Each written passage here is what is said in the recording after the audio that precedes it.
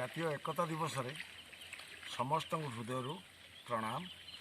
ଦେଖନ୍ତୁ, ଏକତା ହିଁ ବଳ। ବହୁ କାଳୁ ଏ ଉକ୍ତି ଆମେ ସମସ୍ତେ କହୁଛେ।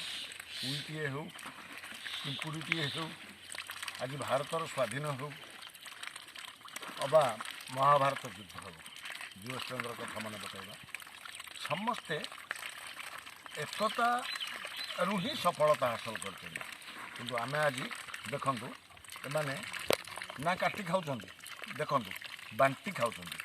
କିନ୍ତୁ ଆମର ମନୁଷ୍ୟ ସମାଜ ଅଧିକାଂଶ ଆମେ କାଟି ଖାଇବାକୁ ପସନ୍ଦ କରୁ, ବାଣ୍ଟି ଖାଇବା ପାଇଁ ଆମେ କିଏ ବି ପସନ୍ଦ କରୁନାହୁଁ। ଏଥିପାଇଁ ଆମର ଏକତା ନଷ୍ଟ ହୋଇଛି। ସମସ୍ତେ ପରିବର୍ତ୍ତନ ହେବା, ଏକତାକୁ ସ୍ୱାଗତ କରିବା।